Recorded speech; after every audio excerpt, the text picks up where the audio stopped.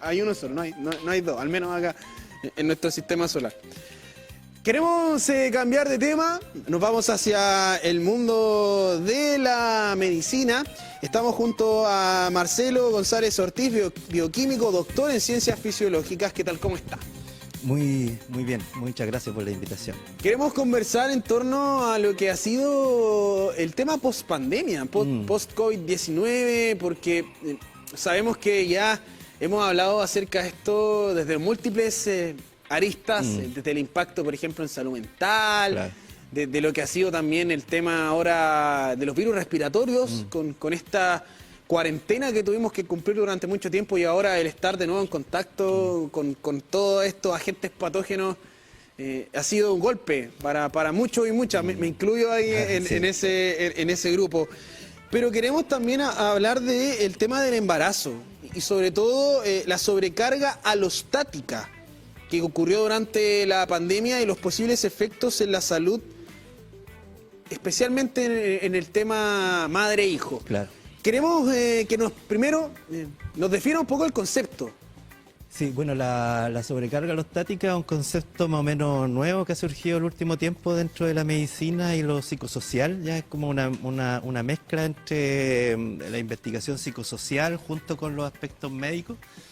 Y es un concepto que trata de reunir varios factores que producen estrés. O sea, es decir, hay un aporte bien importante en la sobrecarga alostática de lo que es la salud mental, ¿ya? Por ejemplo, la ansiedad, la depresión y el estrés que pueden sufrir las personas, pero se suman a eso también otros factores que pueden generar, digamos, alguna afección en las personas que pueden ser factores económicos, sociales, de la vida cotidiana, incluso factores familiares que pueden afectar a las personas.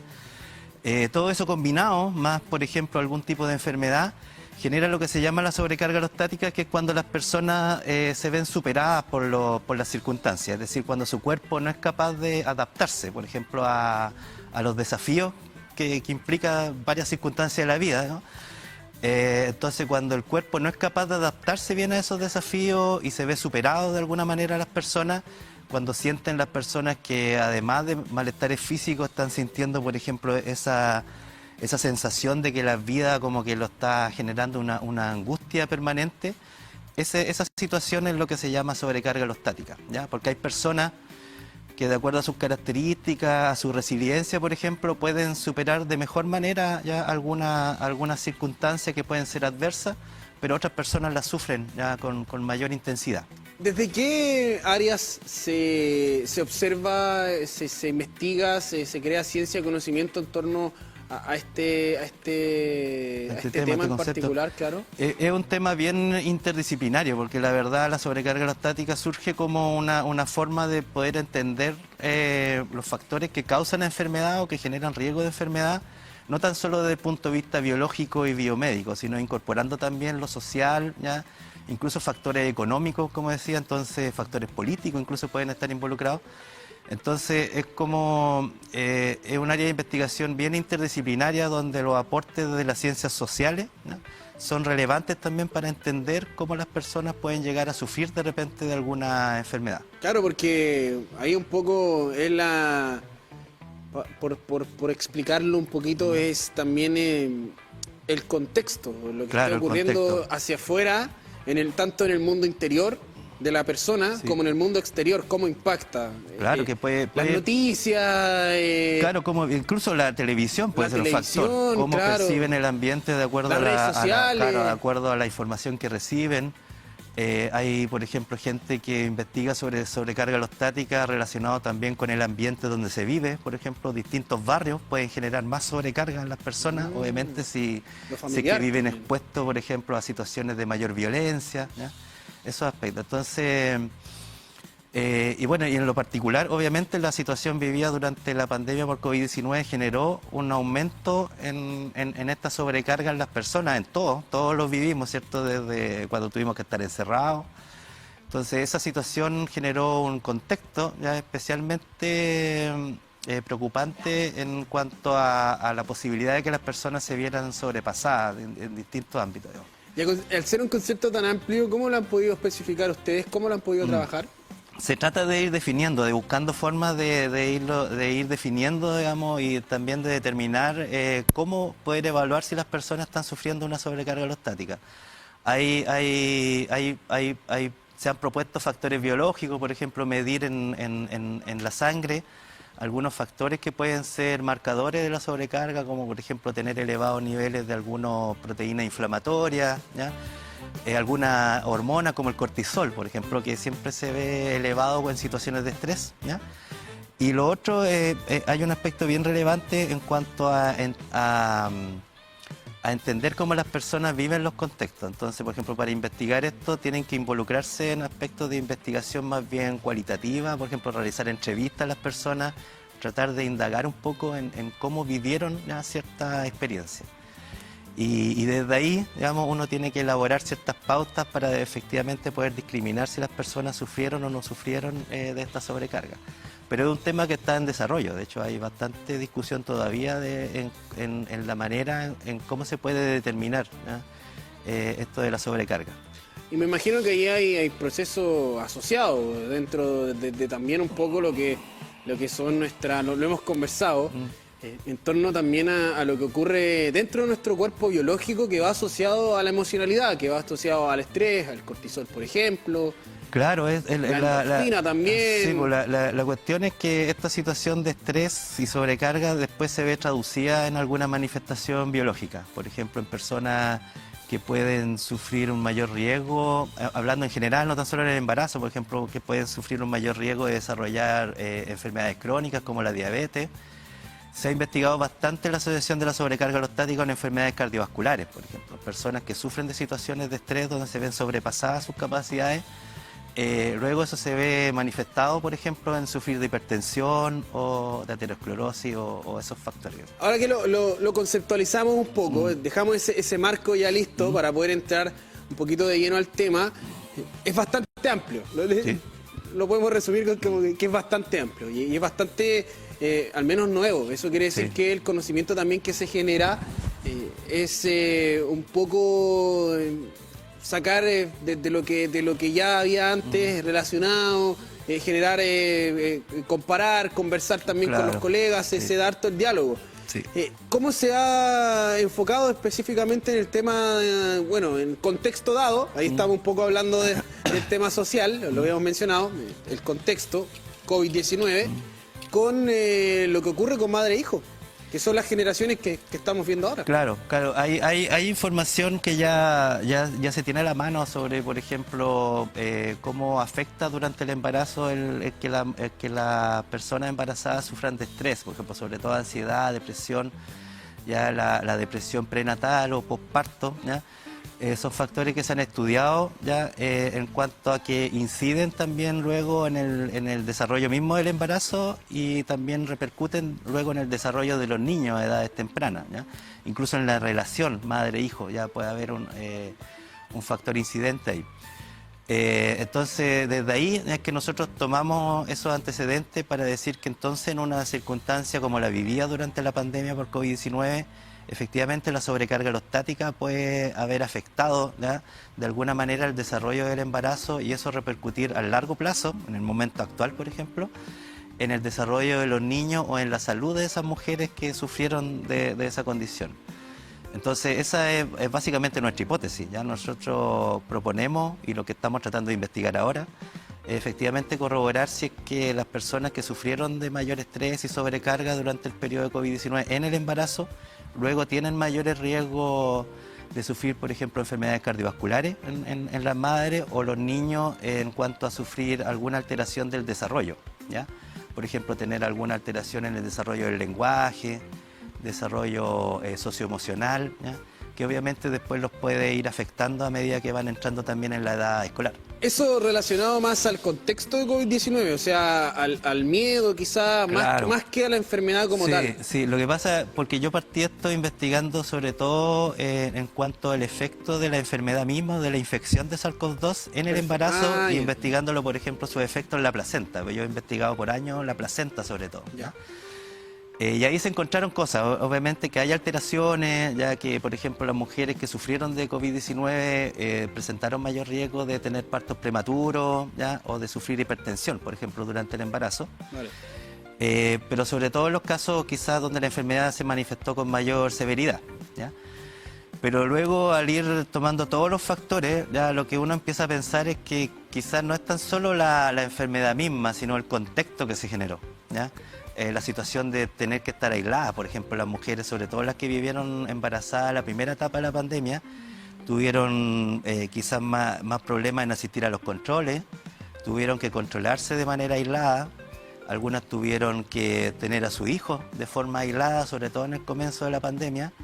Entonces, toda esa situación obviamente generó mayor incertidumbre, ansiedad, y esos son los factores que ahora tratamos de investigar para ver si efectivamente afectaron el desarrollo del embarazo.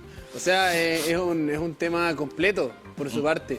Complejo igual, abordar tanto... Es complejo y por ¿tanta eso, investigación? claro, formamos un equipo con varios investigadores e investigadoras de diferentes disciplinas, o sea, del área social también involucrada, no tan solo la bioquímica o la biología, sino también gente especialista en cómo determinar estos factores sociales, por ejemplo, que pueden afectar a las ¿Y personas. cómo van? Estamos en una primera etapa, ya, porque primero definimos bien las condiciones en que tenía que hacerse el estudio, definir el protocolo de estudio con mayor detalle, obtener obviamente todos los permisos que se tienen que obtener para poder, por ejemplo, utilizar la información de las fichas clínicas en los CEFAM.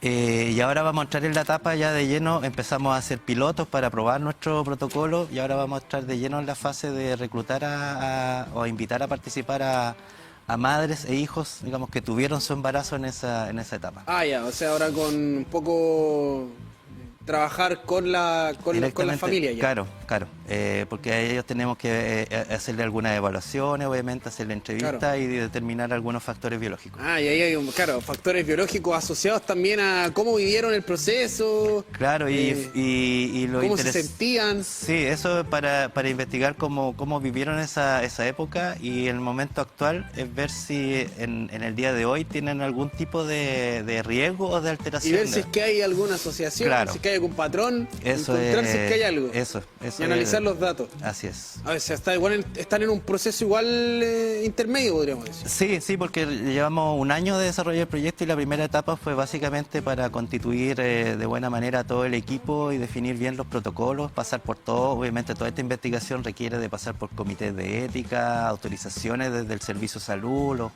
los CEFAM, etcétera. Y luego de definir todo eso, hicimos ya durante los últimos meses pruebas piloto, es decir, con voluntarias, incluso algunas colegas ahí que colaboraron siendo voluntarias para probar básicamente nuestro protocolo, haciéndole correcciones y todo eso. Entonces ahora ya estamos preparados para empezar a evaluar a efectivamente participantes del estudio. Oye, qué entretenido igual realizar conocimiento en torno a este tema, porque son múltiples los factores que se han derivado desde el COVID-19, imagina. Estábamos hablando de estudiar la placenta, a estudiar un concepto tan amplio que es súper interdisciplinario. Nosotros hemos hablado de la interdisciplinariedad, de cómo las diferentes partes de la academia se unen para generar conocimiento, pero aquí ya es todo prácticamente, desde la ciencia social hasta la ciencia específica de la biología humana, hasta la bioquímica, hasta la biología Sí. molecular, o sea que hoy en día lo hemos hablado harto, un concepto clave, lo vamos a hablar durante todo este año, el tema de la biología molecular, por eso lo comentamos también, o sea, desde todo eso, desde todo ese gran macro, para encontrar solo algún detalle en un contexto dado, COVID-19, Claro. madre, hijo, imagínense, y ahí lo extrapolamos a otros temas, a otros contextos, a otras realidades. Sí, Entonces se amplía aún más. Es más amplio, claro. Lo que pasa es que es, en cierta manera, como entre comillas, aprovechar una especie de experimento natural que se dio durante la pandemia, ¿ya? Al tener a las personas, digamos, en estas circunstancias. Pero lo que se puede obtener de información de ahí, obviamente, puede ser luego aplicado a diferentes contextos. Como decía, por ejemplo, después algo que uno puede pensar en investigar y tratar de probar es cómo, por ejemplo, los diferentes ambientes en los barrios o en las comunas pueden incluso afectar el desarrollo, por ejemplo, del embarazo. Nosotros estábamos hablando ayer con dos de las creadoras de un libro de perspectiva de género en la Facultad de Urbanismo, Geografía y Arquitectura de la Universidad de Concepción, la FAU. Y estaban hablando justamente de las ciudades, de cómo las ciudades, la generación de las ciudades, cómo se crean, se piensan las ciudades, afectan a las mujeres, específicamente, sí, claro, sobre el todo, tema del miedo, y eso, mira... Eso en contexto, lo que pasa es que... Por ejemplo, una persona, una familia, una mujer en este caso embarazada, que vive en un sector donde acá mismo, en el centro de Concepción, se sabe que es complejo, le genera miedo, y ahí eso podría afectar en lo que estábamos hablando ahora, o sea... Sí, podemos ahí vincularlo. Hay antecedentes incluso que relacionan, por ejemplo, algunas alteraciones del embarazo o de la niñez temprana a vivir en ambientes con pocas áreas verdes, por ejemplo. Mira. Esas investigaciones se han hecho, sobre todo en Europa. Yo he visto, digamos, que han demostrado que, por ejemplo, en embarazadas o niños pequeños que se desarrollan en ambientes con muy pocas áreas verdes pueden presentar mayores alteraciones, sobre todo en el desarrollo del lenguaje, en lo cognitivo, ¿ya? Y las mujeres embarazadas pueden efectivamente sufrir de más estrés. Entonces, ese es como potenciales aplicaciones ya que se pueden obtener. Y lo otro importante es que si nosotros llegamos a demostrar, por ejemplo, que efectivamente las mujeres en pandemia embarazadas desarrollaron embarazos con más riesgo, habría que obviamente poner ojo en tratar de apoyar el desarrollo de esos niños, sobre todo, ya, que ya van a entrar en edad escolar, y obviamente ahí los problemas de retraso o alteraciones del desarrollo empiezan a afectar en mayor magnitud. Entonces, por ejemplo, en estos casos requerirían de mayor apoyo, de mayor intervención de terapias, por ejemplo, para tratar de subsanar, ¿ya?, en parte los problemas que pueden arrastrar desde el nacimiento incluso. Mira, es amplio el concepto. Vamos a estar entonces atentos a lo que vaya surgiendo de esta investigación y otras investigaciones también. Por supuesto, le dejamos la invitación para conversar en torno a aquello, a quizás algo en paralelo o algo en que se esté trabajando, porque este tema es... Sí, van a ir surgiendo cosas. Yo creo que claro, en un año más o menos, yo creo que ya vamos a tener alguna información interesante que contar. Y si es que tiene algún otro tema, también le dejamos la invitación para que lo planteemos acá en nuestro multiverso y así también informamos a la comunidad B, que se vincula también un poco lo que le estábamos mostrando ayer, perspectiva de género, claro, las ciudades y ahora cómo afectan también en la gestación. Tenemos una invitación también. A la Instagram, sí, tenemos en LIMAF, es nuestro laboratorio de investigación materno-fetal, ¿ya? Y en redes sociales, obviamente estamos en Instagram, ya también por ahí en Twitter nos pueden buscar igual como LIMAF UDEC, ¿ya? Y en Facebook, ya, pero sobre todo en Instagram es donde publicamos todo lo que estamos haciendo, digamos, lo que va saliendo también y en los proyectos en los que estamos involucrados. Ahí está, entonces le invitamos a que vaya a seguir LIMAF UDEC en Instagram para que también vaya a escuchar el podcast. Le agradecemos, Marcelo, por estar con nosotros. Le dejamos la invitación para que pueda volver quizás con algún otro tema más adelante. Lo podemos, sí, lo podemos conversar. También hacemos investigación en pueblo originario. Este mismo tema lo podemos conversar. Ya mira, lo dejamos aquí firmado, entonces sí, lo vamos a tener próximamente. Muchas gracias, que esté muy bien. Ya, muchas gracias a usted. Nosotros nos separamos brevemente y ya regresamos con más de Multiversos. Ends with beginnings.